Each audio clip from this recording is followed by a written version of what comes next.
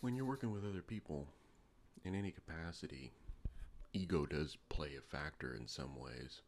And especially if you're in a creative endeavor that you have multiple people trying to make something, somebody's going to think their idea is better. Somebody's going to think, well, that guy is not as good, or there's going to be all kinds of factors that come into play. Metallica addresses that. I think if you've, I guess I've said before, I'm a big Metallica fan, so I don't know. I know I've seen Some Kind of Monster multiple times. It's a really interesting movie, documentary, I guess, and to see the how James just ends up leaving, going to rehab, and not really telling anybody, and just like going off on his own, and you don't know if the band's broken up, or and then it's only Kirk and Lars left, and you see that movement, and you see how James drives a lot of that. Not necessarily to demonize James or anything, but it's that movie was based around him. I mean, if you pay attention to the band, you know that the way the music is written and everything, it's more of the James show. Lars is definitely a giant part of that. He's really good at the arrangement part and the production part. James can come in with a riff, and Lars will turn that riff into something better, mostly by arrangement. I would say he would say, "Can you play this faster, slower? Can you add this? Can you do that?" And it's literally that type of language, which is interesting too. I mean, from someone, I guess, if someone were like a more just more musically inclined, I hate to say like, well, Lars doesn't blah blah blah. Everybody picks on Lars, but I mean, go out there and play for 2 hours, and go play like 5, 7, 8 minute songs for 2 hours, and then see what happens. Oh, well, it drifts and all that. Well, they're human. That's what happens. If you have humans playing music, it's going to drift. It's going to move in and out some. And that's just the way music works. And that's the way actual musicians work. And that's the way, I don't know. It's weird to see people criticize that. And then those are the same people. It's always the same people who who never played an instrument or anything, and they're ready to just. But that's always the case with everything, I guess, right? So you see that, you see egos come into play, but I think the big takeaway from this, I made a note of that too. What's best for the project? You have this riff, he has this riff. This riff is better. This riff serves the song better, though, and it makes the song better. It makes the project better. That's huge.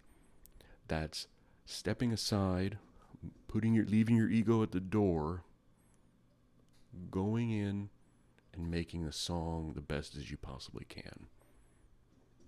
That's incredibly important, and I I think that's the biggest takeaway from this chapter.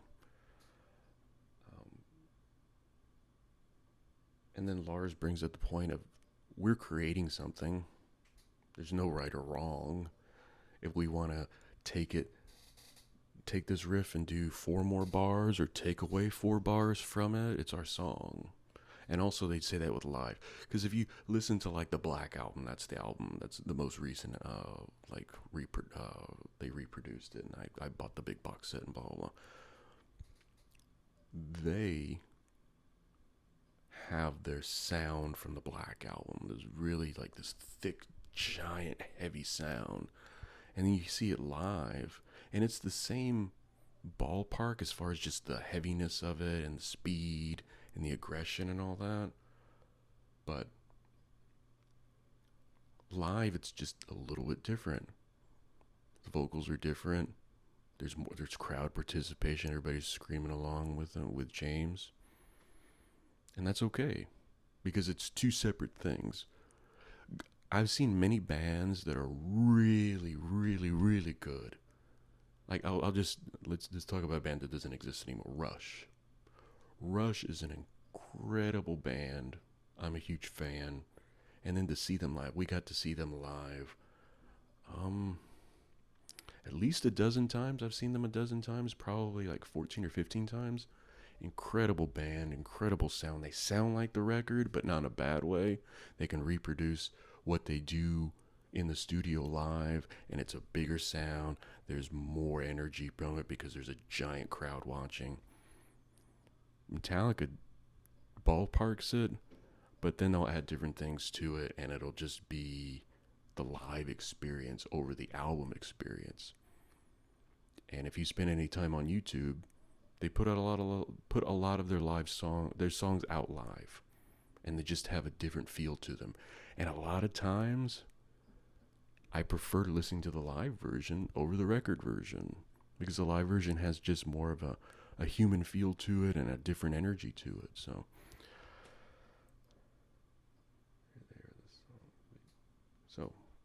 I'm just making sure I've covered all my notes. So that was the Egos. What was it called?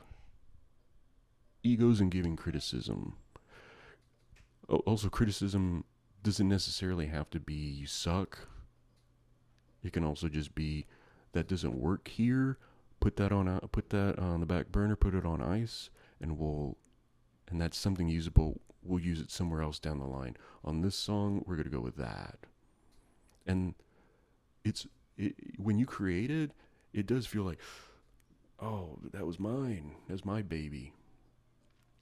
But if you want to serve a greater piece, you have to know that, okay, pull yourself out of it and know that what the piece is bigger than you, basically, right? So it was a really good insight, and watching James speak about all this stuff and watching Lars kind of like that was really interesting too. So that's the part where you don't get as far as just have the overall view of MasterClass, because MasterClass, they just show you like them playing and them saying make music or whatever the commercial was. But in reality, it's them just being real, and then seeing Lars' reaction to James talk about ego and just him kind of going that was worth it for there. So that was this section of MasterClass. On to the next one.